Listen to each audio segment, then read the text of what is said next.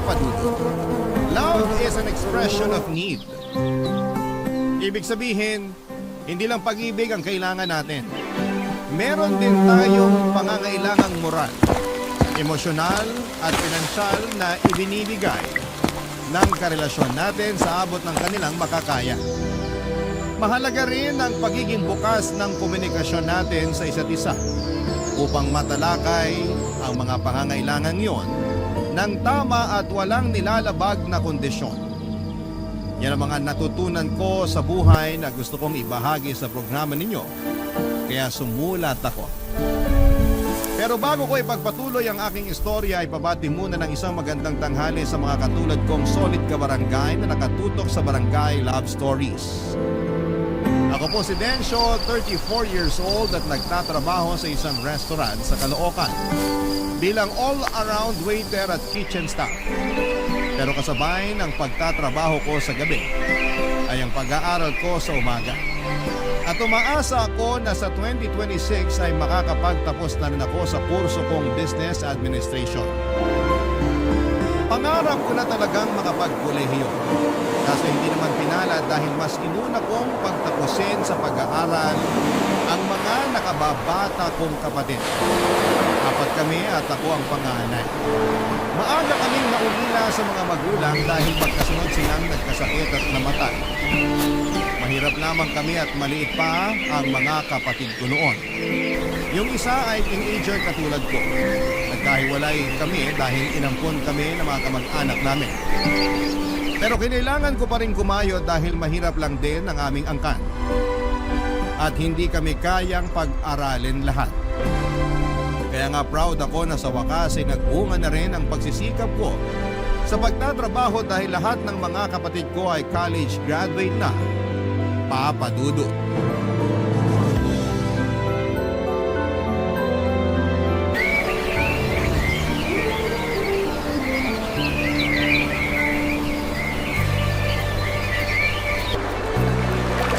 Congratulations, mahal! Ha? Sabi ko, congratulations! Congratulations saan? Kasi graduate na si Bunso. Okay, pero di ba dapat siyang kumakongrats mo, hindi ako? Nandun na tayo pero dapat ka rin i-congrats. Kasi ikaw ang nagpaaral at nagpatapos sa kanya. Katulad ng ginawa mo sa iba niyo pang kapatid. Kung hindi dahil sa pagsisikap mo, hindi sila mabibigyan ng pagkakataon na makapag-aral at makapagtapos. Ganun ba yon? Oo naman! Pero pakiramdam ko, responsibilidad ko naman talaga yon bilang kuya nila. Kaya nga congrats kasi parang ikaw na rin yung graduate. Salamat, mahal. Kapag pinupuri mo ako ng ganyan, nararamdaman ko na kahit paano may narating na rin ako. Ha? Kasi ngayon ang lahat ng mga kapatid ko profesional na. Bigla akong napaisip sa tungkol sa sitwasyon ng buhay ko. Ano ba kasing ibig mong sabihin? Huwag mo sanang mamasamain. Pero masaya naman ako sa achievement ng mga kapatid ko. Naiingit lang siguro ko kasi lahat sila college graduate na samantalang ako.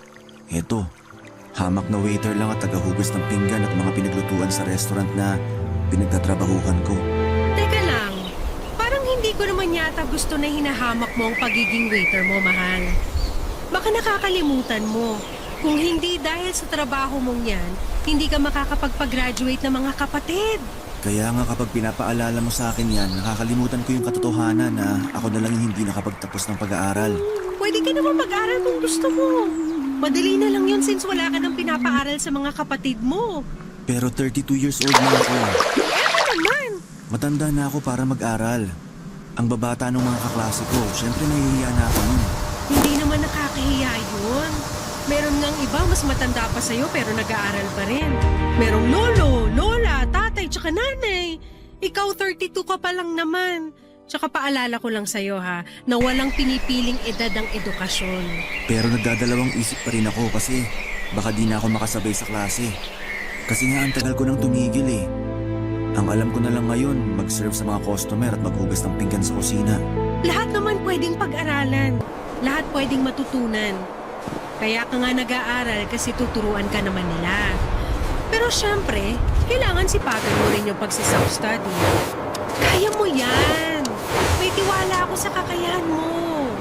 Buti ka pa may tiwala, pero ako, ewan ko, ang hina ng loob ko. Hindi naman mahina ang loob mo eh. Mahiyain ka lang. Pero nagagamot naman yan. Basta magtiwala ka lang sa kakayahan mo.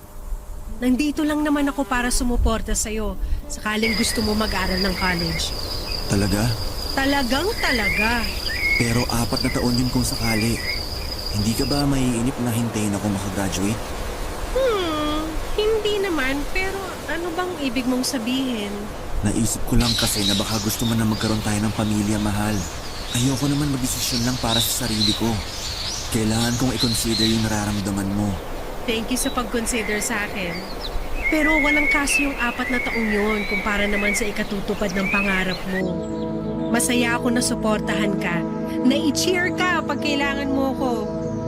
Tungkol naman sa pagpapamilya, bata pa naman ng 30 tsaka 32. Hindi naman ako nagmamadali na magka-baby tayo. Kaya kung ako sa'yo, pag-isipan mong mabuti kung itutuloy mo na yung pag-aaral mo. Huwag kang matakot. Nandito lang naman ako sa tabi mo. Papadudo tulad ng sinabi ko ay proud ako na napagtapos ko ng pag-aaral ang mga kapatid ko. At masaya ako sa mga achievement nila sa buhay. Pero yun din yung pagkakataon na napatanong ako sa sarili ko na paano naman ako. Doon ko naalala na minsan ay nangarap din pala ako makatungtong sa kolehiyo. Pero kinalimutan ko na lamang ang pangarap na yon dahil nagkaedad na ako at nag-focus sa pagtatrabaho. Hindi ko na rin alam kung paano magsisimula. Baka hindi ko kayaning pagsabayin ang pagtatrabaho at pag-aaral. Hindi rin naman kasi ganong kalaki ang kinikita ko at wala akong ipon dahil sa ilang taong pagpapaaral sa mga kapatid ko. Mabuti na lang at nandyan si Annalyn na handang makinig sa akin kapag naguguluhan ako sa buhay o pinagdududahan ko ang sarili. Lagi niyang pinapaalala sa akin kung gaano kahalaga ang role na ginagampanan ko bilang panganay sa aming magkakapatid. Pero nahihiya pa rin ako kasi high school graduate lamang ako. Siguro nga ay naging insecurity ko na yon na nadala ko na rin sa relasyon namin ni Annalyn. Madalas akong sumasama sa mga labas niya para ipakilala sa mga kaibigan niya. Dahil naranasan ko nang matanong tungkol sa tinapos ko. Hindi naman sa kinakahiya kong pagiging high school graduate ko, pero pag sinasabi ko yon sa kanila ay natatahimik na lamang sila. Tapos mag-uusap sila ng topic na hindi naman ako makakarinig.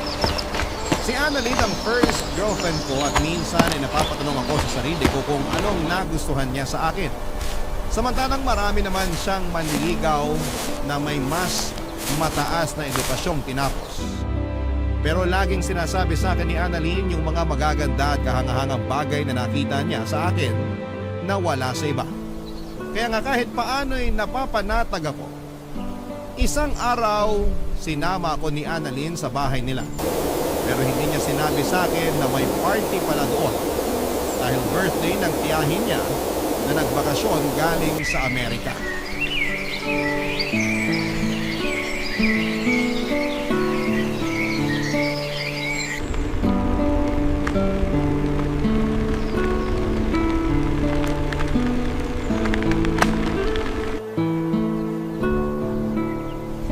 Sorry na mahal. Galit ka ba sa akin? Hindi ako galit sa'yo. Nagulat lang ako kasi di ko akalain may party pala rito sa inyo. Sana sinabi mo man lang para nakabili ako ng formal na damit. Mamaya, ano kung sabihin ng parents mo sa akin? Wala silang sasabihin sa'yo. At saka maayos naman yung damit mo. Hindi mo kailangan ng formal. Gusto ko lang maging presentable sa harap ng pamilya mo. Lalo na nandito pala yung auntie mo. Mabait naman si Auntie Betty. Hindi ka nun i-judge. Tsaka wala kang nang dapat ipag-alala sa itsura mo. Ang gwapo mo kaya dyan sa suot mong polo shirt. Siyempre, regalo mo kaya sa akin to. Yan, kinilig tuloy ako. Pero kabado pa rin ako. Kumalma ka nga. Saan ka ba kinakabahan? Hindi saan, kundi kanino. Kanino? Sa Auntie Betty ko? Oo, Ako bang pinag-usap mo? Auntie Betty! Payakit naman ako! Grabe, ang tagal din ng huli kitang nakita. Hindi ka pa ba nag-aasawa? Hindi pa po, Auntie. Pero may boyfriend ka. Oo naman po. Ay, kasama ko po ang boyfriend ko. Si Densho po. Hello po, ma'am. Ma'am. Nako, huwag mo na akong tawaging ma'am. Auntie Betty na lang. Nice to meet you, Denso. Nice to meet you rin po, ma'am. Ay, Auntie Betty po pala. Ano ba naman itong boyfriend mo, Annalyn? Kabado masyado. Nanginginig pa yung kamay, oh. Hindi naman ako nangangagat. Siyempre, ngayon lang din niya kasi kayo nakilala, kaya kinakabahan po siya. Pero sinabi ko naman po kay Densho na mabait kayo. Ay, marami rin nakapagsabi sa akin yan. Kasi nga, totoo naman po. Mabait kayong auntie, kaya mahal na mahal namin kayo. Mahal ko rin kayo. Lalo ka na. Ano mo ba na si Annalyn ang pinakapaborito ko sa mga pamangkin ko? Talaga po? Oo, kasi masunurin tong batang to eh. At lagi akong kinukumusta kahit na nasa Amerika na ako. Nga lang, may tampo ko kasi hindi man lang niya sinabi sa akin na nagka-boyfriend na pala siya. Auntie naman, plano ko po kasi kayong sorpresahin. Sa bagay, nasurpresa mo nga ako. Matanong lang kita, Denso. Ano bang tinapos mo? Ano po?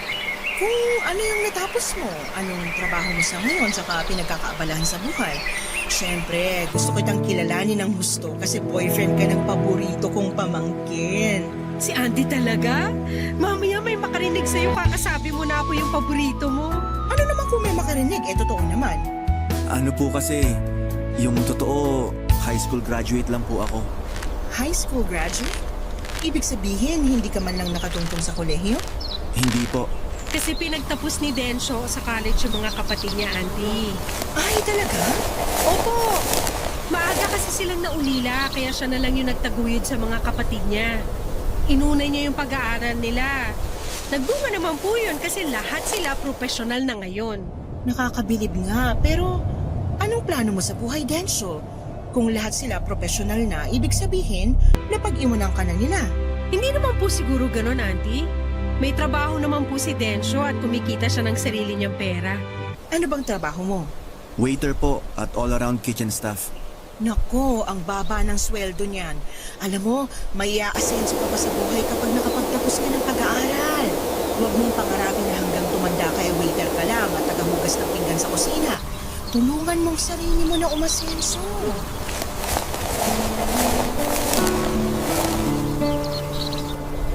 Papadudot mabait si Auntie Betty pero may pagka-prangkang manalita. At ramdam ko yon habang sinasabi niya sa akin na tulungan ko raw ang sarili ko na umasenso. Hindi naman ako na-offend dahil mabuti naman ang hangarin niya. Gusto lamang niya akong mapabuti para sa sarili ko at sa amin ni Annalyn. Hindi rin naman nagtagal yung pagkausap niya sa akin dahil tinawag na siya ng iba nilang kamag-anak. Pero pag may pagkakataon ay bumabalik siya sa pwesto namin ng girlfriend ko para makipagkwentuhan. Aaminin kong namangha ako, papadudot, at humanga talaga ako sa tiyahin ng girlfriend ko pagkakita ko pa lamang sa kanya. Sa edad niya kasing 45 ay napakaganda pa rin ang hubog ng katawan niya.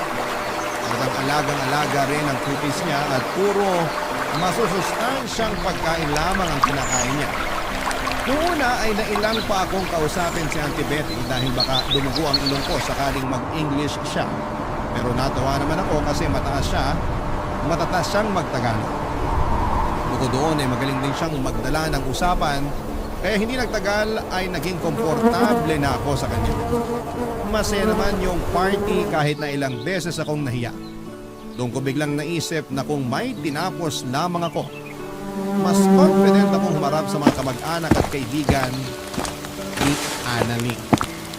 Hindi yung mananahimik lamang ako sa isang sulok at naghihintay na sana ay mag-uwian na at matapos na ang party ng gabing yun. Papadudot. Barangay Love Stories. Barangay Love Stories.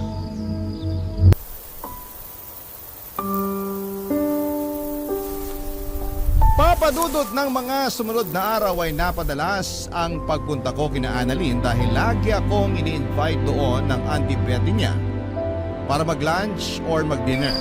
Na-appreciate ko naman kasi ramdam ko na kasama ako sa pamilya nila. Isang buwan lang din kasi itong magbabakasyon sa Pilipinas kaya siguro isinusulit na nito ang bawat sandali. Pag nandun ako sa bahay nila ay lagi nagluluto si Auntie Betty ng specialty niya na putahe. At talaga namang masarap magluto si Auntie Betty. Sa katunayan ay nakakadalawa o 3 plato pa ako sa mga luto niya. Bagay na kinatutuwaan niya sa akin. Maraming magagandang kwento sa akin si Annalyn tungkol sa tiyahin niya. Wala itong anak pero nagkaasawa naman. Aga nga lang itong nabiyuda matapos mamatay sa sakit ng asawa nitong Pinoy. Mahal na mahal daw ni Auntie Betty yung namayapan niyang asawa at yun ang dahilan kung bakit na nagpakalayo-layo ito. Hindi kasi makausad si Auntie Betty dito sa Pilipinas. Dahil lagi nitong naaalala ang mister niya kaya nag-decide itong mag-abroad. Sa ilang taon niya sa Amerika ay nakaipon siya ng pera para makapagpatayo ng business doon. Mabay talaga si Auntie Betty, siya ang paboritong tiyahin ng karamihan sa mga pamangkin niya, Papa Dudut.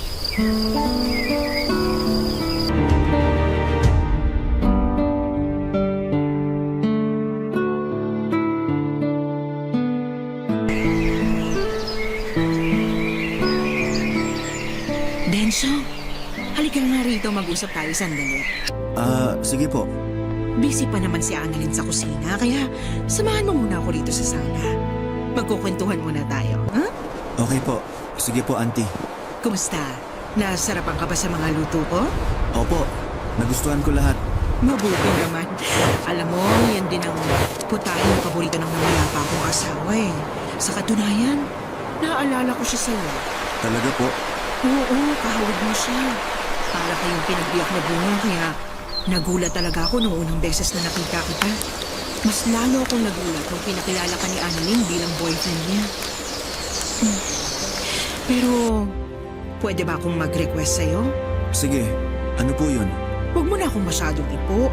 Pakiramdam ko matanda na ako eh. Wala pa nga akong 50. Hindi naman po kayo mukhang matanda. Pero sige, hindi ko na kayo ipupo kung ayaw niyo. Salamat. Gusto ko lang maging komportable tayo sa isa't isa. Lalo naaalala ko, tinawag mo pa akong ma'am nung pinakilala ko sa'yo ni Annalyn. Hindi ko lang kasi alam kung paano kayo i-address. Kaya naisip ko tawagin na lang kayong ma'am para paggalang na rin. Wala namang kaso yon, pero boyfriend ka ng pamangkin ko. Ibig sabihin, kapag kinasal kayo, magiging tsahin mo na rin ako. Speaking of kasal, matanong ko lang, may plano ka bang pakasalan si Annalyn? Meron, pero hindi pa namin pinag-uusapan. Hindi naman kami nagmamadali eh. Ganun ba? Mabuti kasi may gusto sana akong ialok sa'yo. Ano yun? Plano sana kitang pag-aralin eh. Nabanggit kasi ni Annalyn na pangarap mong makapagtapos ng college pero nagdadalawang isip ka raw. Naisip ko, baka wala kang pantusto sa pag-aaral mo kaya ako na lang gagastos din para sa'yo. Pero Auntie Betty, nakakahiya pa rin. Hoy, wala yun. Marami sa mga pamangkin ko ay pinag-aral ko rin. Kaya bakit ka mahihiya sa akin? Kasi hindi niyo naman ako kaano-ano. Ayos lang yun. Tsaka pangarap mong makapagtapos ng pag-aaral. Kaya nga, tutulungan kita. Pero, may request lang sana ako sa'yo, Denso. Ano yun? Atin-atin lang sana tong pagpapaaral ko sa'yo, ha? Kasi, baka masilip ako ng iba kong kamag-anak. Pera ko naman ang ginagastos ko, pero ayoko sa lahat pinag-uusapan ako. Hindi niyo naman kasi ako kailangang pag-aralin. Ayos lang naman ako. Ayos lang sa'yo na hanggang dyan ka na lang. Akala ko pa naman mataas ang pangarap mo sa buhay kasi ganun ang pagkakakwento sa akin ni Annalyn tungkol sa'yo eh. Kaya nga nagustuhan na kita para sa kanya kahit na hindi magandang trabaho mo. Huwag naman kayo magsalita ng ganyan tungkol sa trabaho ko. Marangal naman yun. Hindi ako nagnanakaw o nangaagrabyado ng iba. Nando na tayo sa marangal. Pero hanggang saan ka dadali ng pagiging waiter mo? Pamahal ng pamahal ang mga bilihin. Sigurado ko na maliit lang naman kinikita mo dyan. Paano mapakakasalan si Annalyn? Paano pag nagkaroon na kayo ng sarili niyong pamilya? Kaya nga kung ako sa'yo, susunggaban ko na yung pagkakataon na pwede kang makapag-aral at makapagtapos. Tandaan mo, Mas maraming magagandang oportunidad ang darating sa'yo pag may tinapos ka. Sa bagay, tama naman lahat ng mga sinabi niyo. Oo, kaya pag-isipan mo. Pero yun nga lang, may kondisyon. Atin-atin lang. Tapos, hindi mo rin pwedeng sabihin kay Annalyn. Papa Dudut, hindi ko akalain na kakausapin ako ni Auntie Betty para alukin ng pag-aaral. Na libre na siya ang may sagot. Wala rin naman akong nakikitang masama kung totoong concern lamang siya sa akin at sa magiging buhay namin ang pamangkin niya sa hinaharap kapag kinasal na kami. Tama nga naman siya na mas maraming magagandang opportunity ang pwedeng dumating sa akin sakaling may diploma at nakapagtapos ng pag-aaral. Ibig sabihin ay hindi na ako habang buhay na magiging waiter at tagalinis lamang sa kusina. Pero nalungkot ako. At napaisip noong sinabi niya sa akin na dapat sekreto lamang namin yun. Akala ko dahil ayaw lamang niyang malaman ng iba niyang kamag-anak pero pati pala sa girlfriend kong si Annalyn ay ayaw din niyang sabihin ko. Buti na lamang at pumayag siyang pag-isipan ko muna bago magdesisyon at nangako ako na ipapaalam ko ang sagot ko sa kanya sa lalong madaling panahon. Ang lapad ng ngiti ni Auntie Betty at kitang-kita ko ang pag-asa sa mga mata niya. Napapayag ako sa gusto niyang mangyari. Pero nagdaan ang 1 linggo. Hindi pa rin ako nakakapag-desisyon at napansin na yun ni Annalyn, Papa Dudut.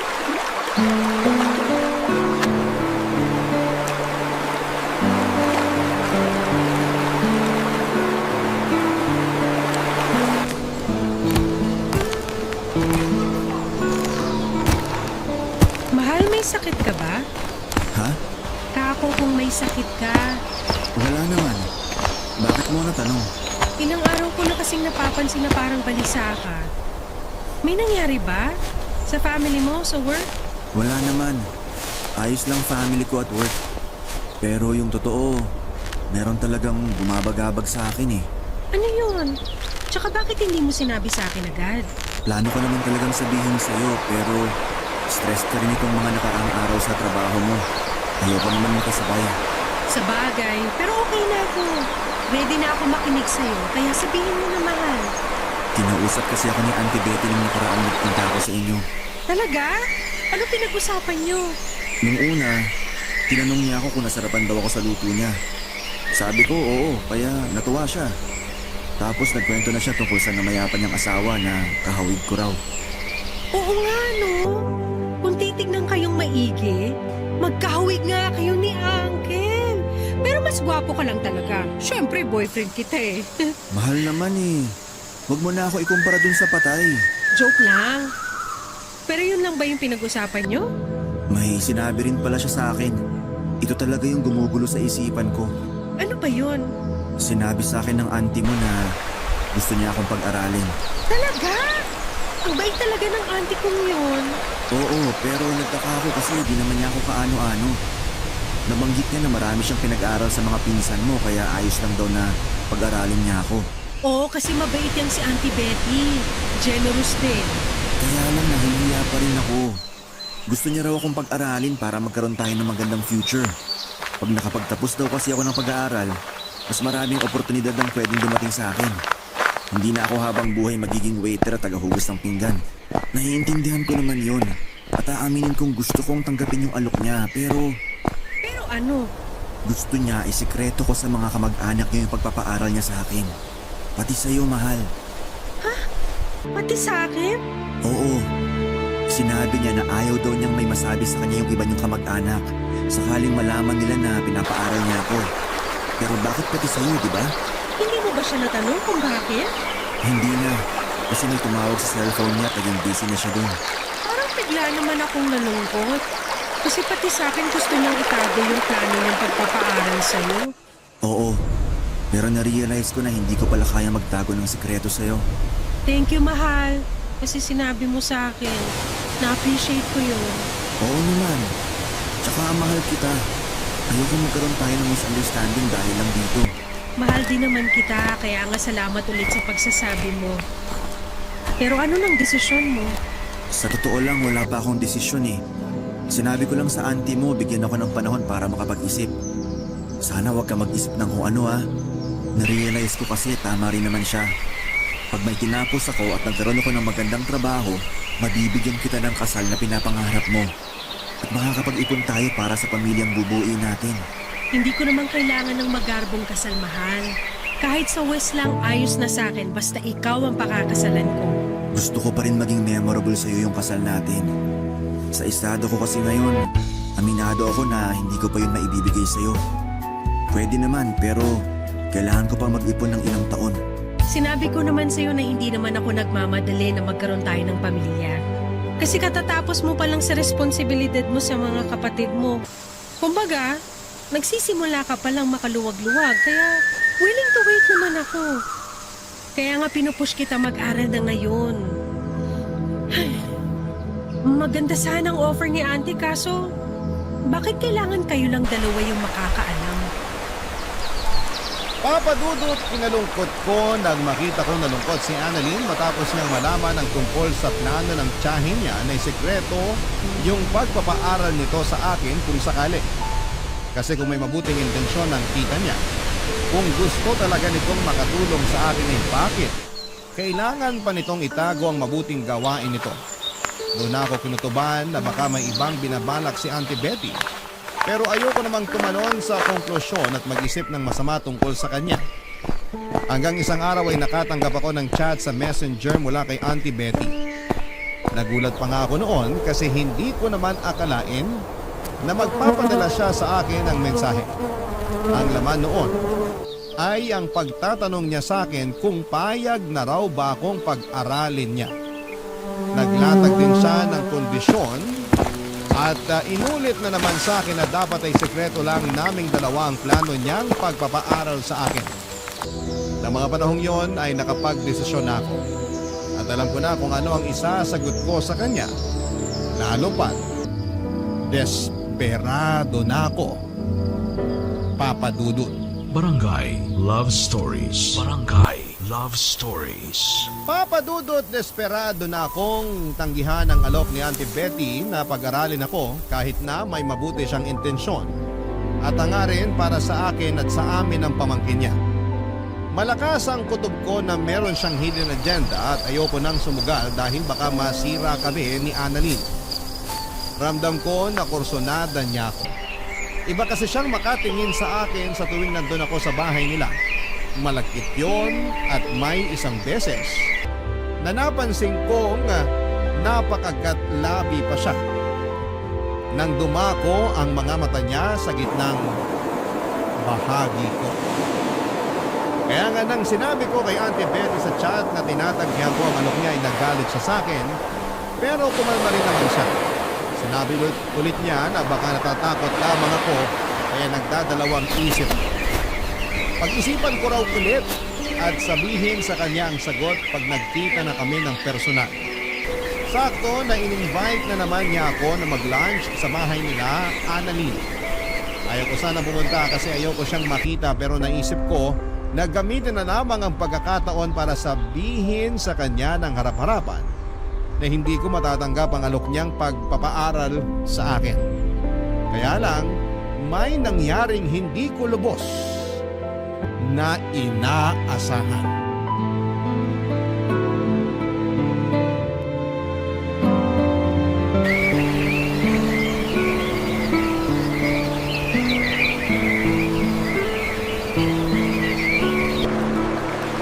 Salamat na lang po sa alok niyo pero hindi ko na po matatanggap yung pagpapaaral niyo sa akin.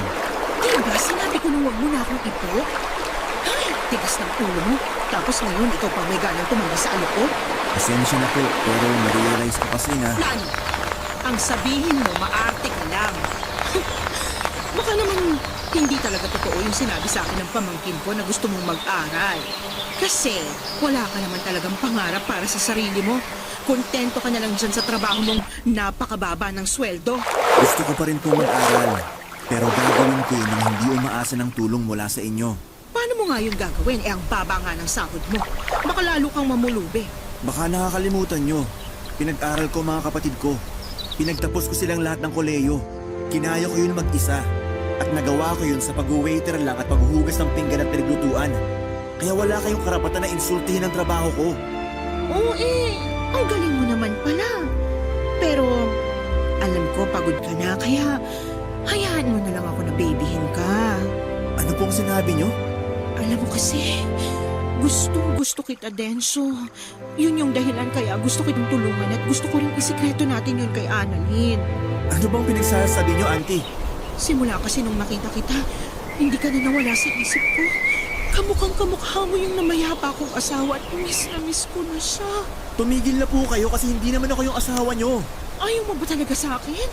Maganda naman ako, sexy. Mas masarap pa ako sa girlfriend mo. Auntie Betty, anong ginagawa niyo kay Densyo? Ikaw pala, Annalyn. Tsaka ano nga yung sinabi niyo? Mas maganda kayo sa akin? Mas sexy at mas masarap? Bakit? Totoo naman, di ba? Tingnan mo nga yung katawan mo kumpara naman sa katawan ko. Kaya ako dapat yung mas gustuhin sa ating dalawa ni Densyo. Kaya pala gusto niyong isikreto yung pagpapaaral niyo sa kanya kasi may hidden agenda kayo sa boyfriend ko? Paano mo nalaman yan tungkol sa plano kong pagpapaaral sa kanya? Sinabi ko sa girlfriend ko kasi alam ko na hindi tama yung gusto nyo mangyari. Kung totoong wala kayong masamang intensyon at concerned lang talaga kayo sa kapakanan ko at sa magiging pamilya namin ni Annalyn, bakit ko kailangan isikreto sa kanya? Yun naman pala, may hidden agenda kayo sa akin. Kursunada nyo ako. Ano kasi? Kayo pa naman yung paborito kong tsahin. Pero hindi ko akalain na tataluhin niyo ako. Buti na lang loyal sa akin yung boyfriend ko. Aanhin mo naman yung pagiging loyal ng lalaki. Kung di ka naman niya kayang bigyan ng magandang buhay sa hinaharap. Huwag mo sabihin sa akin na handa ka magpakasal sa waiter at tagahugas ng pinggan na yan. Oo! At wala ka ng pakialam doon!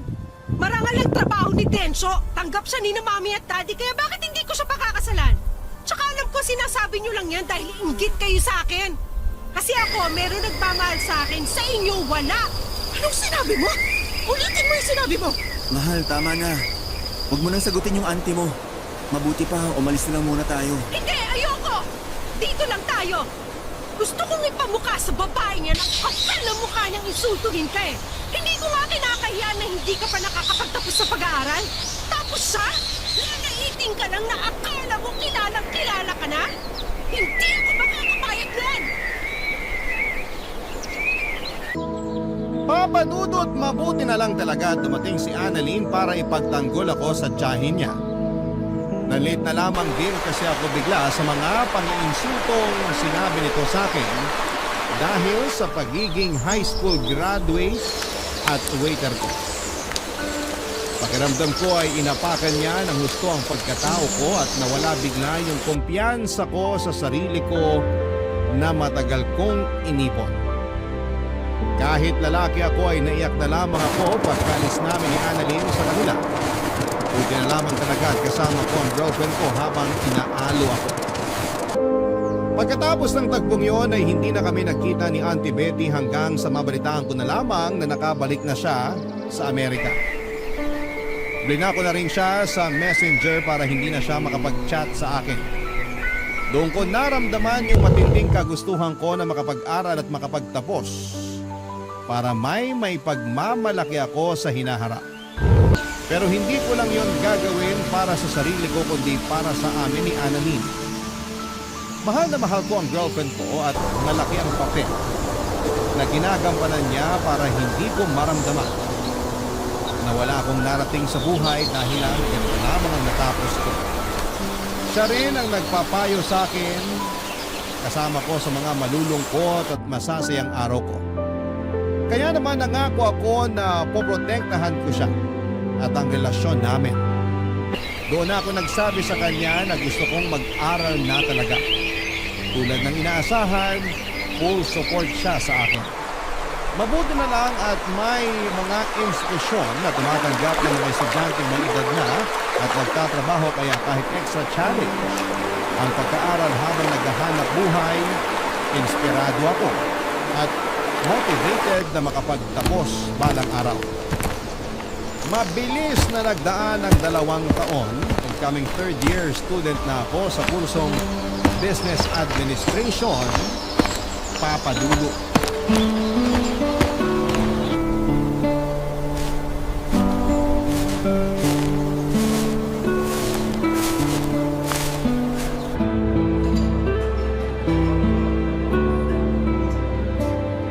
Congratulations, mahal!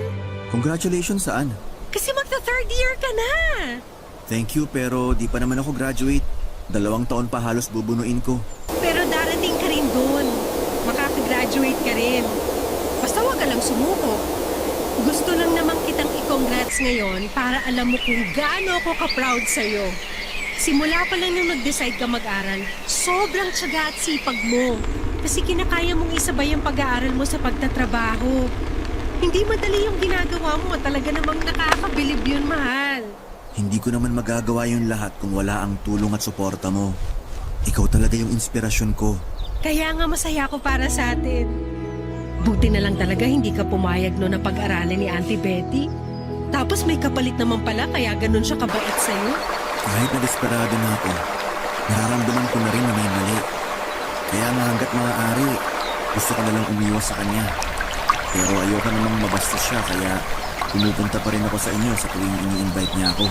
Pero bakit kasi hindi mo sinabi sa akin agad? Ayoko lang masira ang relasyon niyong magtiyahin. Ayokong masira yung reputasyon niya sa'yo. Tsaka wala pa naman siyang ginagawa sa akin nun. Kumbaga, naghihinala pa lang ako na kursunada niya ako. Pero di ko pa talaga napapatunayan. Hanggang sa manggaling na nga yun sa mismong bibig niya. Nakakalungkot lang kasi kailangan masira yung relasyon namin dahil sa kanya. Pero bago naman siya umalis, nag-sorry siya sa akin. Talaga? Anong sabi mo? Tumango lang ako. Hindi ko pa kasi siya kayang patawarin matapos yung ginawa niya. Iniisip ko baka namimiss lang niya yung asawa niya. Tapos nagkataon nakahawig ko kaya nakusunadahan niya ako. Pero mali pa rin kasi boyfriend kita. Marami namang ibang lalaki dyan na pwede niya magustuhan. Yung single, walang sabit. Kaya bakit ikaw pa, di ba? Ginagalang ko pa naman siya kasi tsahin ko siya pero hindi na niya ako nirespeto. Nalulungkot din ako sa nangyari. Di ko akalain na mauuwi ko ng yung simpleng pagbabakasyon niya rito. Pero iniisip ko na lang na baka mapatawad ko pa rin naman siya pagdating ng araw. Kahit paano naging mabait pa rin naman siya sa akin at sa parents ko. Pero hindi na lang talaga may babalik yung closeness namin katulad ng dati. Maiintindihan naman niya siguro yun. Kahit hindi niya maintindihan, hindi ko na problema yun. O siya, huwag na natin pag-usapan si auntie mo kasi nakaalis na naman siya. Pag-usapan na lang natin yung future natin together. Sakaling makagraduate na ako. Sige, ano bang naisip mong gawin? Madami. Gusto ko mag-business tayo. Mag-ipon para makapagpagawa ng sarili nating bahay. Gusto ko kapag magkakaanak na tayo, meron na tayong bahay na masasabi nating ating. Yun din naman yung gusto ko. Pero may isa pa talaga akong gusto. Ano yun? Maging asawa ka. Ako rin naman. Kaya nga sabi ko sa'yo, handa akong maghintay. Pero ako yata yung hindi na makapaghintay. Anong ibig mong sabihin? Gusto na kitang pakasalan.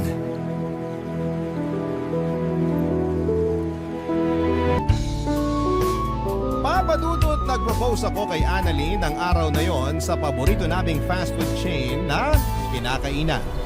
Simple lang yung proposal, pero masasabi kong memorable. Gustong gusto ko na talagang iharap sa altar ang babaeng mahal ko. At hindi na ako makapaghihintay pa na makagraduate bago ko gawin ang bagay na yon. Sa susunod na taon pa talaga ang plano naming pag-iisang dibdib, pareho na kaming kabado at nananabik ni Annalyn. Sa kasalukuyan ay nagsisikap ako sa pag-aaral habang nagpupursige rin sa pagtatrabaho. Gusto ko kasing makaipon ng pera para mabigyan ko ng pangarap niyang kasal ang girlfriend ko. Minsan lang naman yon sa buhay namin kaya gusto kong gawing espesyal. Alam ko na bagaman mahirap ay matutupad ko ang mga pangarap ko na ito. Isa na nga doon ay ang makapagtapos ako ng kolehiyo.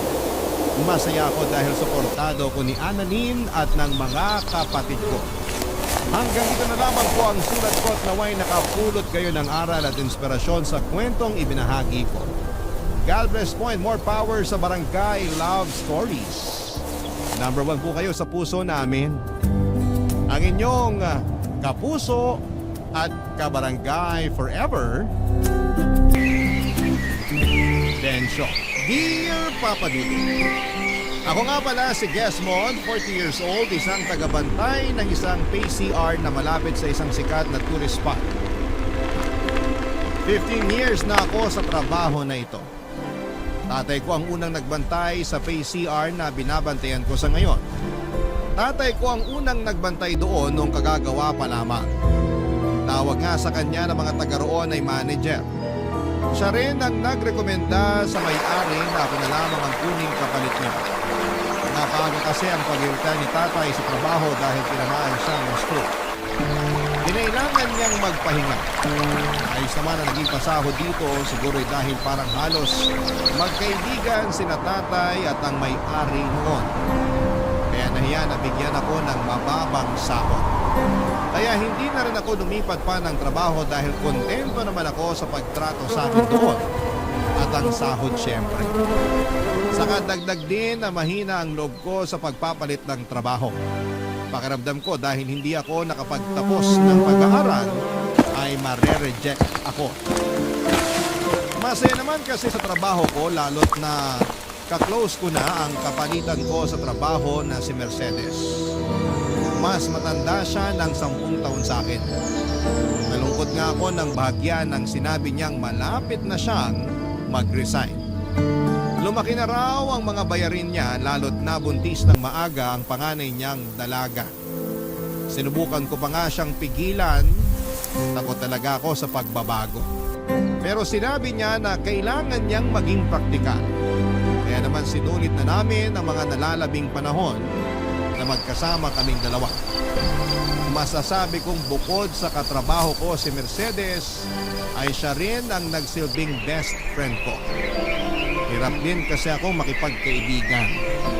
Mahihayin ako at hindi ko man lang magawang tignan ang isang tao sa mga mata niya dahil baka may mapo na siyang hindi maganda sa aking itsura. Pero pagdating kay Mercedes, confident ako lagi sa sarili ko dahil komportable ako sa kanya, Papa Dudut.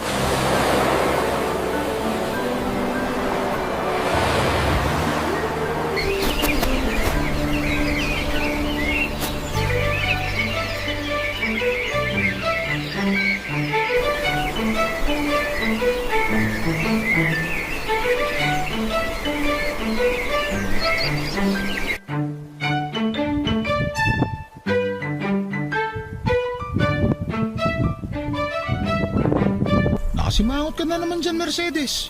Eh sino bang hindi sisimangot? Patapos na nga yung shift ko. Tapos makikita ko pa kung gaano kadugyot iniwan ng last customer yung isang cubicle. Hindi ba siya naturuan mag-flush pagkatapos dumumi? Wala tayong magagawa. Hindi lahat katulad natin na mitikuloso sa sila. Yung dumi niya, hindi pang 10 piso eh. Pang 500 pesos. Buti hindi siya lumagpas bago shift ko. Napansin ko na eh kung paano niya ipitin yung mga hita niya. Tapos nung nakalapit na siya sa akin, parang tumatayo yung balahibo niya sa braso. Senyalis na pala yun. Wala na tayong magagawa. Nangyari na eh. Nakadumi na siya. Nalinisan mo na nga eh. Mahirap ng trabaho natin. Hindi sapat yung pasahod. Tapos ang dudugyot pa ng mga customer. Isang buwan na lang naman titiisin, di ba? Eh yun na nga eh. Isang buwan na nga lang. Pero balak pa ata akong pahirapan. Para wala ka na raw dahilan para bumalik. Para ma-realize mo na tama lang ang desisyon mo umalis. Masaya naman na sana ako rito. Kahit na may mga dugyot lang talagang customer. At syempre, nandito ka, na nakakakwentuhan ko, na pagsasabihan ko ng sama ng loob ko sa pamilya ko. Eh di pa rin naman tayo magkwentuhan kahit wala ka na rito. Magkita tayo kapag day off natin. Ay naku, malabo na yon. Paano malabo? Nagbabalak akong pumunta sa ibang bansa. May tutulong na sa akin. Nakahanap ka na ba ng trabaho mo sa ibang bansa? Hindi pa, doon pa lang ako maghahanap. Pwede ba yun? Di ba haharangin ka kapag wala ka namang employer doon na pupuntahan? Stricto kaya sa airport. Magtitiiti ako. Hoy, mali yan. Delikado pa. Marami ng kababayan natin ang na-deport dahil dyan. Yung iba nga, hindi na nakabalik ng Pinas. Umayos ka, Mercedes. Ay nako, marami nang gumagawa niyan sa ibang bansa. Kunwari, turista lang pero maghahanap na agad ng trabaho ron. Saka tutulungan naman ako ng pinsan ko. Nakakatakot yung gagawin mo. Ikaw pang natakot eh. Ako nga itong makikipagsapalaran mo. Paano kung matalo ka sa pakikipagsapalaran mo? Alam mo yung pagiging nega mo, bawas-bawasan mo nga. Kaibigan kita. Kaya sasabihin ko sa'yo na hindi maganda yung pag-uugali na yan. Hindi ka aasenso kung ganyan lagi ang mindset mo. Sapat naman na kinikita ko ngayon. Hindi ko na kailangan maghangat pa ng pag-asenso. Masaya na ako sa kung anong meron ako. Darating din ang araw na hindi ka na makukontento sa kinikita mo rito. Lalo kung magtutuloy-tuloy ang pagtaas ng bilihin. Ikaw na rin mismo ang tataka sa malaking banyo na to. Hindi rin. Masaya ako rito. Maayos si boss sa akin. Wala naman ako mga anak na kailangan kong problemahin. Eh paano naman ang tatay mong na-stroke? Hindi naman siya nag-aangad ng sobra sa akin. Naibibigay naman ng bunso namin lahat ng pangangailangan niya. Pang merienda nga lang ni tatay yung inaabot ko. Sapat na yun eh. Hindi sa hinihiling ko to ha. Pero paano kung isang araw bigla ka nalang mangailangan ng malaking pera? Saan ka kukuha? Eto, sinasabi ko sa'yo. Kahit isang buwan mong kupita na mga bayad na mga nagbabanyo rito, hindi pa rin magiging sapat yon, sigurado. Sasagutin ko pa sana si Mercedes sa kanyang huling mga sinabi. Pero may dumating ng customer at kailangan na naming magpalit ng shift. Nagpaalam na rin si Mercedes at sinabing kailangan pa niyang samahan ang anak niya para magpa-check up sa OBGYN. Inayaan ko naman na siyang umalis, Papa Dudut, habang nakaupo at naghihintay ng mga gagamitin ng banyo. Napaisip ako sa mga sinabi ni Mercedes sa akin. Paano kung isang araw ay hindi na lamang ako makontento sa kinikita ko? Paano kung isang araw bagsakan ako ng malaking pangangailangan ng Diyos at mapinitan akong maghanap ng ibang pagkakakitaan para lamang matapos ang pangangailangang yon? Paano kung humingi ng sobra si tatay sa akin bukod sa inaabot kong pangmeryenda niya? Paano kung mapagod na ang bunso namin na magsustento sa pangangailangan ni tatay? Yan ang mga tanong na naglaro sa isipan ko habang nakatulala at nag-aabang na mag-aabot ng barya para makigamit ng banyo. Ilang oras na umikot ang maraming katanungan sa isipan ko, Papa Dudut. Nagkataon pa na walang masyadong gumagamit ng banyo dahil Lunes. Wala rin kailangang linisan sa mga cubicle. Nakaupo lamang ako sa entrance at pinaglalaruan ng mga binayad na barya sa akin. Pinagmamasdan ko lahat ng mga piso, 5 piso hanggang sa 20 pesos na barya. Inayaan kong kumalansing ang mga barya habang sabay-sabay ko silang hinahalo sa lalagyan. Nasa ganung posisyon ako nang may lumapit sa akin ng isang babae na sa tansya ko ay nasa 30 anyos lamang. Payat at mukhang galing sa puyat o pagtiyak. Parang hindi naligo pero hindi naman siya mabaho. Lalo nung lumapit siya sa akin para magbayad. Paula nga pala ang pangalan niya at sa kanya iikot ang kwentong ito, Papa Dudut.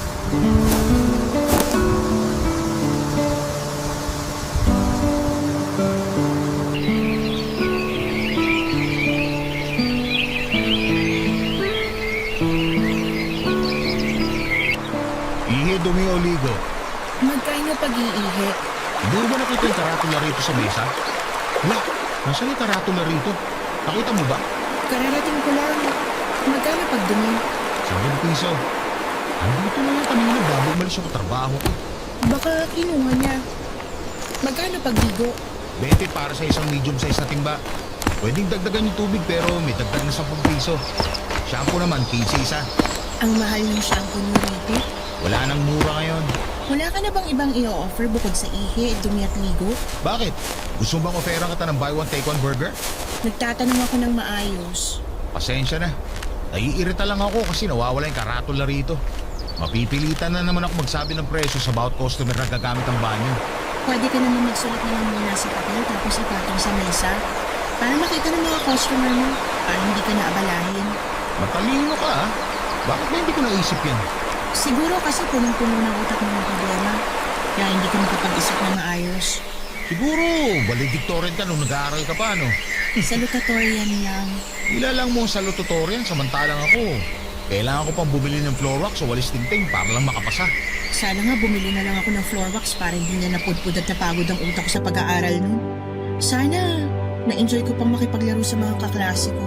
Masaya talaga kami mga floor wax group. Alam namin nun na floor wax lang sapat na. Hindi rin naman magagamit sa totoo lang ang taas ng grado kapag napunta ka sa totoong mundo. Ano bang requirements ng totoong mundo? Tibay ng loob. Matibay ba ang loob mo?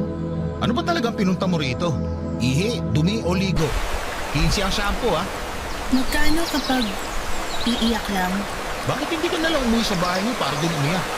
Yung mga customer mo ba rito, kaya mong sabihin na sa bahay na lang umihi o dumumi? Sa lototorian ka nga. Magkano pag iiyak? Pag-uusapan namin ng boss ko yan para ilagay sa karatula. O pala kasi ang unang nag-request niyan. Pwede ba na 15 para sa 10 minutong iyak? Hindi ako gagamit ng tubig, pero kung may tissue kang iaabot, pwede ko rin kunin. Ganito na lang. Dahil ikaw ang unang customer ko na iiyak, ibibigay ko na sa'yo ng libre. Doon ka na lang sa pangatlong cubicle ha, para hindi ka makaistorbo doon sa mga susunod na customer. Thank you sa pa-free trial mo. Pero 5 minuto lang. Hapon na kasi. Baka magsidagsaan na yung mga bababa ng jeep at bus dyan sa harapan. Baka pwedeng tumawad? Gawin mo ng 7 minuto na lang. Di ba kapag hihingi ng tawad, dapat binabawasan? Bakit ko pinapatagdagan? 6 na minuto. Sige, pero walang tissue na kasama ha. Ano, deal? Deal. Pumasok na nga si Paula sa ikatlong cubicle, Papa Dudut. Sinubukan kong pakinggan kung paano siya umiyak pero wala akong narinig. Tinuon ko na lamang ang atensyon ko sa pagsusulat sa papel ng mga presyo ng ihi, dumi at ligo with shampoo. Nang bigla kong narinig ang malakas na pag-iyak ni Paula. Nagulat ako. Nagkalangan akong pumasok sa banyo dahil walang magbabantay ng kahan. Nagkalangan din ako dahil baka magulat siya at hindi na maging komportable sa pag-iyak niya. Nagtalo ang loob at isipan ko at nag-alala kasi ako para kay Paula. Baka kung ano na rin ang gagawin niya sa mga susunod na minuto. Nag-overthink na ako. Paano kung doon niya kitlin ang buhay niya? E di ako ang maglilinis ng dugo. Mas mahirap pa yon kesa sa paglilinis ni Mercedes ng duming kumalat sa chef niya. Papadudot sinikap kong pumirmi sa upuan ko. Binuhos ko ang atensyon ko sa pagbibilang ng barya. Nagdasal ako na sana ay may ibang customer pa na dumating para mapigilan si Paula kung sakaling balak nitong tapusin ang buhay niya. Pero walang dumating at hindi na rin ako nakatiis. Kaya naman pumasok na ako sa loob ng banyo at kumatok sa ikatlong cubicle. Napatigil sa pag-iyak si Paula at nagreklamo siya at sinabing wala pang 6 na minuto ang pag-iyak niya. Sinabi ko sa kanya na nag-aalala ko. Sinabihan ko siya na huwag gagawa ng hindi maganda sa sarili niya dahil ayokong mapagbintangan at ayokong maglinis ng dugo niya. Doon na nga siya natawa, Papa Dudut. At makalipas ang 1 minuto, lumabas na siya ng banyo. Namumugto ang mga mata at tinapik ako sa balikat at saka nagpasalamat. Balak pala talaga niyang kitlin ang buhay niya noon. Mabuti na lamang at kumatok ako, Papa Dudut. Barangay Love Stories. Barangay Love Stories. Papa Dudut, malaki ang takot ko sa mga taong kumikitil ng buhay nila. Ganon kasi ang ginawa ng nanay ko noong bata pa lamang kami ng kapatid ko. Pagkasundo niya sa amin ni Bunso sa school ay pinaghanda pa niya kami ng merienda. Pero sinabi niya ang kainin namin yon sa labas ng bahay. Hindi naman kami nagtaka ni Bunso at wala rin noon si tatay dahil nasa trabaho siya. Wala kaming napansing kakaiba kay nanay noon o baka masyado lamang akong inosente kaya hindi ko napansin na may pinagdadaanan na pala si nanay. Pagkatapos niyang iabot sa amin ang mga merienda naming orange juice at tinapay na may palamang mantikilya, hinatid niya kami sa labas ng bahay at pinaupo sa gilid malayo sa bahay. Niyakap niya kaming pareho. Tinitigan sa mga mukha, inaplos niya ng paulit-ulit ang mga pisngi naming magkapatid. Initihan ko siya at hindi ko makakalimutan ang sinukli niyang ngiti sa akin. Sinabihan niya kami na huwag papasok hanggat hindi dumarating si tatay. Tumango lamang kami ni Bunso. Pagkatapos noon ay pumasok na siya sa loob ng bahay at sinimulan na namin kaining magkapatid ang merienda namin. Nagtutuksuhan pa kaming dalawa nang bigla naming marinig ang malakas na patugtog ni nanay ng radyo sa kwarto ni nanay tatay. Hindi naman namin yun inarintahan. Nakafocus kami sa kinakain naming tinapay. Napasayaw pa nga ang bunso namin nang tumugtog ang paborito niyang novelty song sa radyo. Tinawanan ko ang kapatid ko at saka sinabayan siya ng pagsasayaw. Nang matapos namin ang merienda namin, ay nakaramdam ako ng paggulo ng sikmura. Gusto ko nang pumasok ng bahay para gumamit ng banyo. Pinigilan ako ni Bunso at pinaalala ang bilin ni nanay. Masunurin pa naman si Bunso, kaya nakisunod na rin ako. Makalipas ang ilang sandali ay dumating na si tatay, ay may dalang isang pink na cotton candy para paghatian naming magkakapatid. Inaya na kami ni tatay na pumasok ng bahay at doon namin nakita si nanay na nakabitin sa kisame ng kwarto.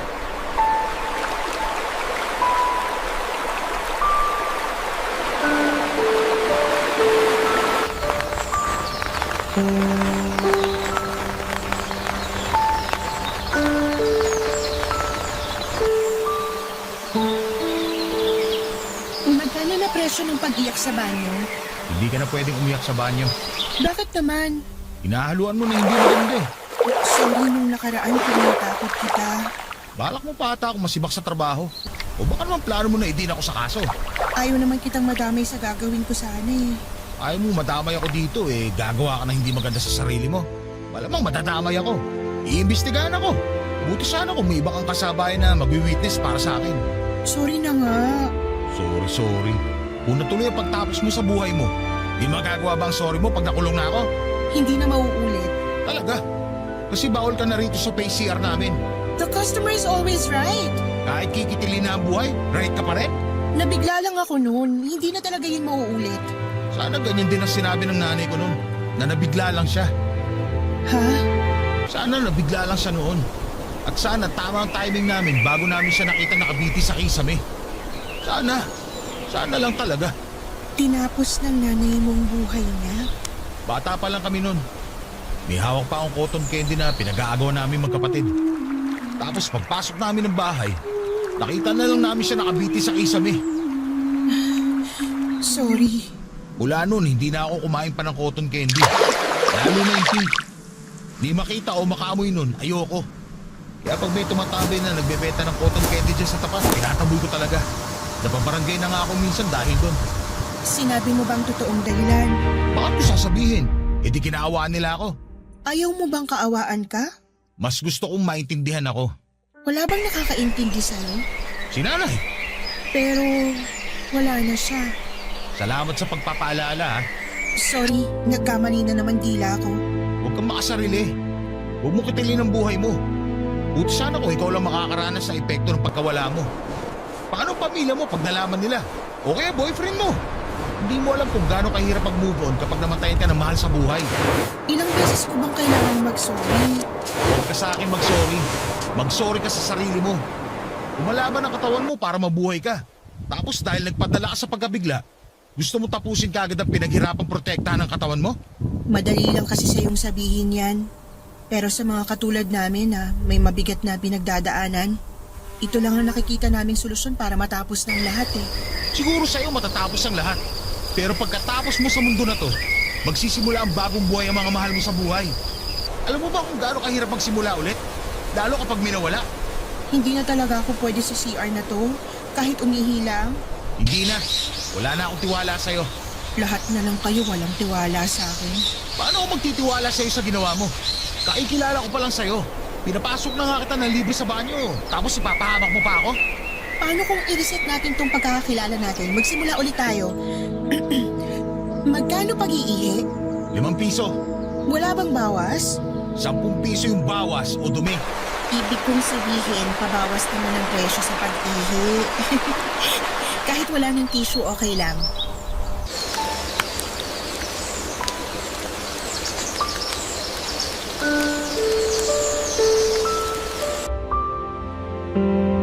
Ginitian ako ni Paula isang ngiti na parang humihingi ng tawad. Isang ngiti na biglang nagpaalala sa akin kay nanay. Hindi ko alam ang mararamdaman ko noon, Papa Dudut. Masaya ba dahil matamis ang ngiti niya o malungkot dahil pinaalala niya si nanay? Hindi ko naman sinabi kay Paula ang naging laman ng isipan ko at pinapasok ko na siya sa banyo nang maiabot na nito ang 5 piso. Inabutan ko siya ng tissue at sinabing libre ko na yon. Muli niya akong initian at saka pumasok sa cubicle na napili niya. Binantayan ko siya noon at sinigurado na hindi na siya ulit gagawa ng nakaraang plinano niya. Nakampante lamang ako nang marinig ko na siyang mag-flush. Pagkalabas niya ng banyo ay nakahingi siya ng alcohol para sa kamay niya. Akala ko yaalis na siya pero naghanap siya ng pwedeng maupuan para tumabi sa akin. Hinayaan ko naman siya, Papa Dudut. Hindi ko lang siya masyadong inimik dahil nahihiya ako makipagkwentuhan sa kanya. Parang mas lumakas ang pagkabagsak ng confidence ko sa sarili dahil nakadikit ko na si Paula. Maganda po si Paula, hindi marahil kasing ganda ng mga artista o turista na nakikita ko sa paligid pero may sarili siyang ganda. Ganda na nagpapaalala sa akin kay nanay. Simple lang at punong-puno ng ngiti ang namin. Hindi mo aakalain na nababalot pala ang ngiting yon ng problema na nagawa nilang solohin. Mabuti na lamang at napigilan ko si Paula na tiklin ang buhay niya. Kahit paano ay parang gumaan ang loob ko dahil buong buhay ko wala akong ibang sinisi kundi ang sarili ko dahil sa pagkamatay ng nanay ko. Kahit wala namang nagpaparamdam noon sa akin, pero pinipilit kong ramdamin yon. Pakiramdam ko ay deserve ko ang paninisi dahil wala akong nagawa para pigilan si nanay na sumabit sa kisame, Papa Dudut.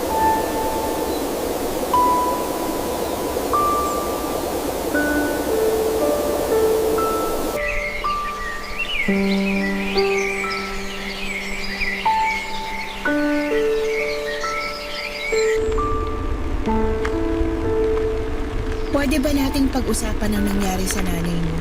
Hindi pwede. O pwedeng pag-usapan natin kung kumusta siya bilang isang ina? Bakit mo interesado akong malaman ng tungkol kay nanay? Mukha kasing naapektuhan ka niya nung Nung naging maramot siya at iniwan kaming pamilya niya? hindi naman siguro pagiging maramot ang ginawa niya. Ano palang tawag doon? Mapagbigay. Mapagbigay ng problema. Hindi na lang siguro nakayanan ng nanay mo ang pinagdadaanan niya. Bakit kasi hindi siya nagsabi? 3 kami kasama niya sa bahay. Lagi sila nag-uusap ni tatay. Lagi niya kami sinusunod magkapatid sa eskwela. Bakit hindi siya nagsabi? Kasi may mga taong mahina. Kaya pati pagsasabi sa iba ng pinagdadaanan nila, di nila magawa. Pakiramdam nila, makakastorbo lang sila o baka makahusgahan lang sila. Yan din bang naiisip ko nung pinlano mo tapusin ang buhay mo dito sa banyo namin? Oo, kaya naiintindihan ko nanay mo. Sana wag ka nang magalit sa kanya. Ikaw nga na bago ko pala nakilala galit na ako sa'yo sa ginawa mo. Paano na lang si nanay na mas matagal ko nakasama? Sa isang iglap, iniwan niya kami nang hindi kami handa. Bakit mo ko pipigilan magalit sa kanya? Tulad nga ng madalas sabihin ng mga tao, kahit ano man ang mangyari, nanay mo pa rin siya. Kahit na, ang sakit ang ginawa niya. Ngayon ba may hinala na kayo kung bakit niya ginawa yon? Alam ni tatay pero hindi niya sinabi sa amin ni Bunso. Siguro, pinaprotektahan niya lang kayong magkapatid. O baka si nanay pinoprotektahan niya. Masama ba yun? Yung protektahan ng tatay mo yung nanay ng mga anak mo? Unahin niya munang protektahan kami at hindi ang tao ng iwan sa amin. Naiintindihan kita. Talaga? Parang hindi naman. Kanina mo pa ako kinukontra sa galit ko sa nanay ko. Ayaw lang kitang malunod sa galit. Mahirap yun. Maniwala ka. Nalunod ka na ba sa galit? Nalulunod pa rin. Umahon ka na. Wala rin kwenta kung magagalit ka pa, di ba? Ayaw ko pang umahon. Baka may sumaklolo pa sa akin eh. Bakit hindi na lang ikaw sumaklolo sa sarili mo? Ayoko sa sarili ko. Bakit ko sasaklolohan? Hindi ko alam kung nagbibiro ka o totoo na. Kung alin sa dalawang pinakamagaan para sa'yo na tanggapin, yun na lang. Ako naman ang magtatanong. Sige, magtanong ka lang. Bakit mo inisip tapusin ang buhay mo? Bakit bigla kang interesado sa buhay ko? Gusto ko lang malaman. Baka sakaling parehas lang kayo ng dahilan ni nanay. Kung parehas kami ng dahilan, mauunawaan at mapapatawad mo ba siya? Subukan natin. Susubukan ko.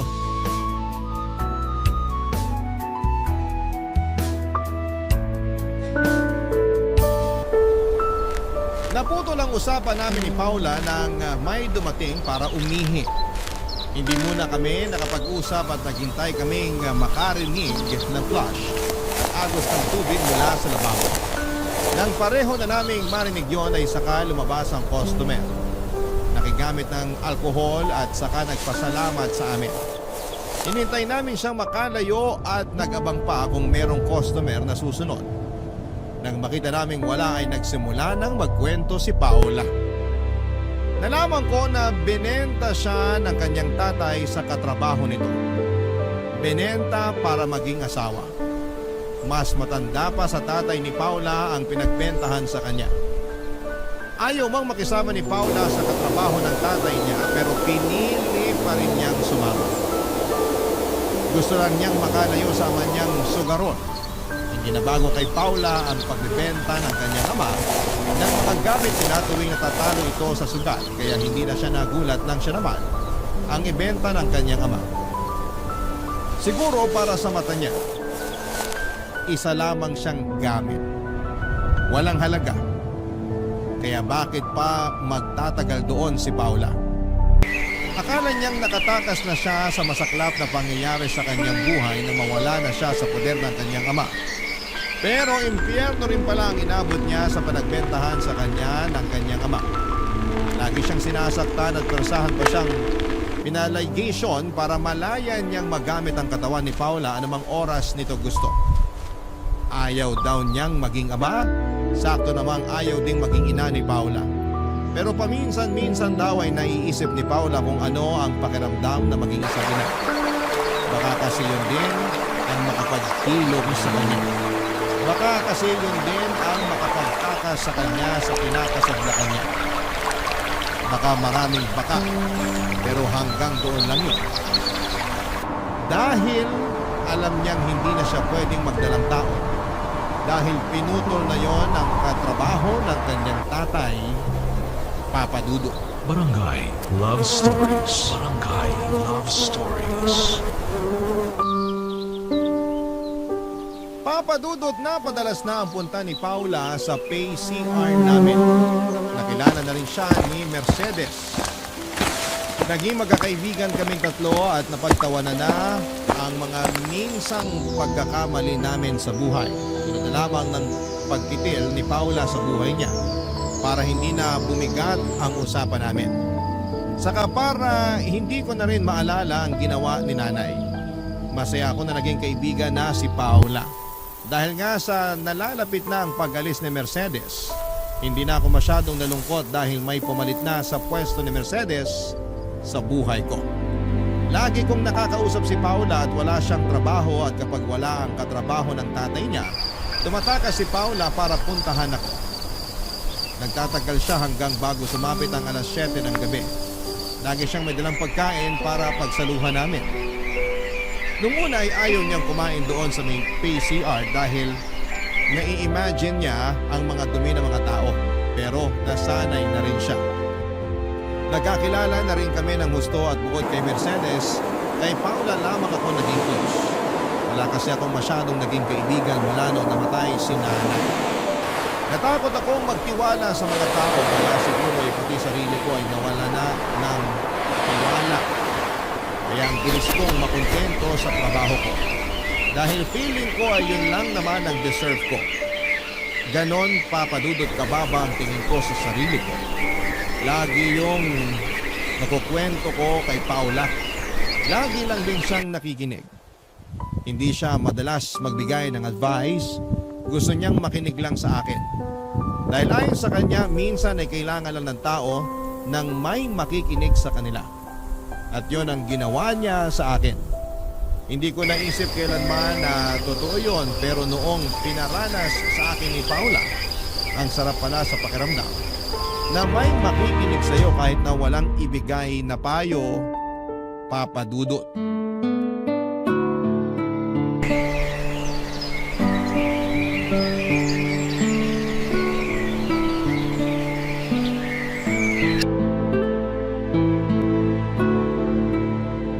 Sigurado ka bang gusto mong kumain ng giniling na baboy at corned beef? Bakit naman hindi? Matapos mong linisan yung dumi ng huling customer mo dito sa PCR niyo? Sanay na ako. Minsan nga kapag umuulan, dyan ako sa loob kasi kumakain. Kadiri. Sanay na nga kasi.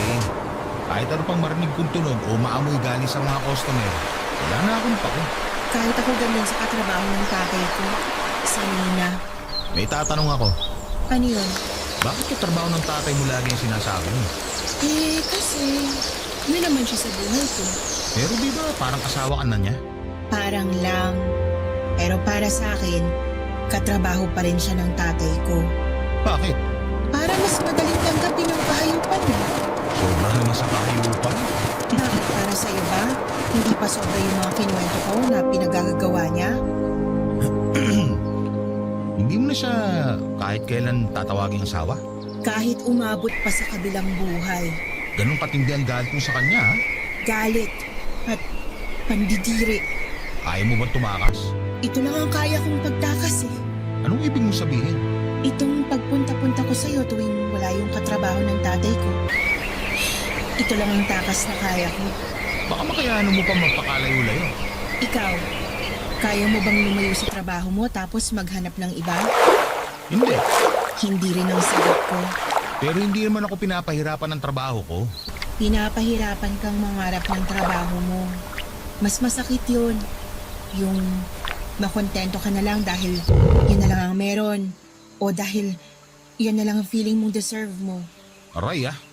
Hindi ka na nagbabayad sa pag-iinto rito. Mananakit ka pa ng ganyan. Napasobra ba? Sorry. Epekto siguro ng mga asukal na kinain ko kanina. Ang hyper tuloy ng dila ko. Pero bilang kaibigan mo, kung kaya mo nang tumakas, susuportahan kita. Ipagdadasal ko na makasakay ka na sa bus at makatakas ka na. Mukhang malabo. Tanggap ko naman ng ganito ang buhay ko. Alam mo, naisip ko lang ha. Nakakainis pala na tanggapin mo na lang lahat ng nangyayari sa'yo kahit gusto mo lumaban, no? Akala ko ba tanggap mo na lahat ng nangyayari sa buhay mo? Kontento ka na kamo sa trabaho at buhay mo ngayon. Ewan ko ba? Mula nung nakilala kita, parang natuto na ako mag-isip ng tama para sa akin. Flattered naman ako. Seryoso nga. Bago ka dumating, okay na ako rito sa PCR. Kahit hanggang mabulok na ang mga buto ko. Tapos ngayon, Ngayon, parang gusto ko na ng pagbabago. Napatitig sa akin si Paula. Sinabayan ko ang pagtitig na yon at hindi ko alam pero parang nakita ko sa mga mata niya ang sarili ko. Parang naintindihan ko bigla ang pangangailangan ng sarili ko. Hindi agad natapos ang pagtitig namin sa isa't isa at sinubukan kong ngumiti para mabawasan ang tensyon ng pagkakatitig namin. Pero mahina ako hanggang sa bigla na lamang hinawakan ni Paula ang hita ko. Nilapit ang mukha niya sa mukha ko. Hindi ako nakagalaw, Papa Dudut. Inayaan ko siya sa ginagawa niya. Naramdaman ko ang hininga niya sa pisngi ko. Napansin ko sa mga mata niya na parang gusto niyang may mangyari sa amin. Napaisip ako. Nakita rin kaya niya na gusto kong may mangyari sa amin. Agad ko namang nakuha ang sagot sa tanong ko at nahuli ko na lamang si Paula na idinikit ang labi sa akin. Sumabay ako. Doon na kami nagsimulang maghalikang dalawa, Papa Dudut. Hindi namin alintana ang paligid, mabuti na lamang at walang taong masyado dahil Lunes at kalagitnaan pa ng araw. Kaya malaya naming nagawa ang gusto namin. Nagmadali kaming pumasok sa loob ng cubicle. Sa pangatlong cubicle kung saan ay pinano ni Paula na kitlin ang buhay niya. Doon namin tinuloy ang sinimulan namin sa labas. Mabilis kami nakapagubad at doon ay nangyari sa aming dalawa. Ewan ko ba? Pero para sa akin ay yun ang pinakamagandang nangyari sa buhay ko pagkatapos mamatay ng nanay ko. Pagkatapos ay nagmadali na kaming lumabas ng cubicle.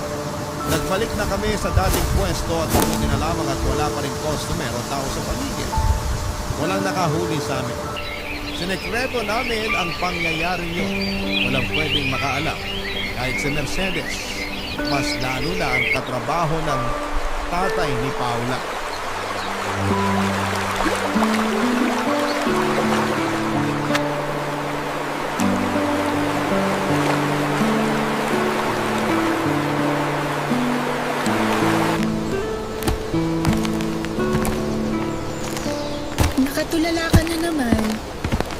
Ina-imagine mo na naman ang katawan ko, no? Na nakahubad. Hindi ko na kailangan mag-imagine. Nakaukit na sa isipan ko kung ano itsura ng katawan mo. Maganda ba? Walang kasing ganda. Bolero? Pero alam mo ba kung anong lagi ko na-imagine? Ano? Yung buhay na kasama ka. Ganon? Bakit naman yan ang naiisip mo? Ayaw mong bumalik sa pag-imagine sa katawan ko? Makinis to. Pero biro, ikaw ba? Hindi mo naiisip ang buhay mo kasama ako? Ano bang naiisip mo na magiging buhay natin? Ilalabas ko na ang ipon ko. Lalayo tayo rito sa Maynila. Para hindi ka na mahanap ng katrabaho ng tatay mo. Sasakay tayo ng bus patungo sa pinakamalayang probinsya sa Luzon. Marami akong baong pagkain para hindi ko malamang sikmura mo kapag mahaba ang biyahe. Tapos, maghahanap tayo ng matitirhan. Maghahanap din ako ng trabaho. Ako rin ba? Maghahanap din ba ako ng trabaho? Kung saan ka komportable. Ayos lang sa akin kahit ano. Basta ako, magtatrabaho ko para mabili ko lahat ng gusto mo. Anong klaseng trabaho ang gusto mo? Yung malayo na sa trabaho ko ngayon. Mangangarap ako ng mataas na sahod. Para siguradong mabubuhay kita. Ayoko naman na magsisi ka na sumama ka sa akin. Hindi kita kayang bigyan ng anak.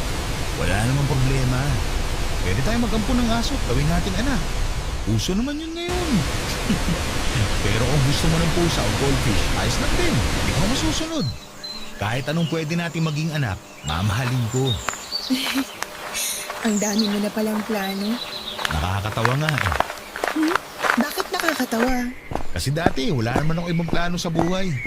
Basta gumising lang araw-araw tapos pumasok sa trabaho. Magbigay ng merienda sa tatay ko. Kumustahin ang bunso namin at saka matulog. Yun lang lagi. Ako ba ang dahilan ng mga bagong plano mo? Ikaw ang inspirasyon ng pagbabago ko. Masaya ka ba? Kung alam mo lang kung gaano ako kasaya. Pwede ba tayo ng ibang bansa? Parang mas magandang magiging buhay natin pag may ibang bansa tayo. Alam mo, yan ang nakalista sa plan B ko. Ang dami mo na pala talagang plano. Sige, ano naman ang plan B mo? Yun nga, ibang bansa. Kung pwede saan sa bansa kung saan si Mercedes para may kasama na tayo. Kung ayaw mo dun, pwede man kahit saan bansa basta kung saan ka magiging masaya. Gusto ko sana sa Canada o kahit saan bansa na may snow. Pag-iipunan ko yan. Huwag ka mag-alala. Makakaranas ka ng snow. Jasmine, Ano yan? salamat sa mga plano mo ha. Ikaw lang yung taong naging sigurado sa akin. Salamat. At sana maging sigurado ka na rin sa sarili at sa mga gusto mo. Pag umabot ka na doon, pangako, buo ang suporta ko.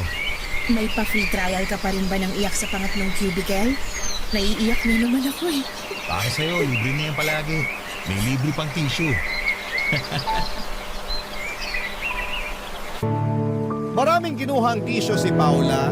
Pagkatapos noon ay pumasok siya sa cubicle. Natagalan siya pero hindi naman ako nangamba. Alam ko namang hindi na niya uulitin ang unang ginawa niya doon. Ganon na nabuo ang tiwala ko sa kanya. Maya-maya pa ay narinig ko na ang pag-flash niya ng CR.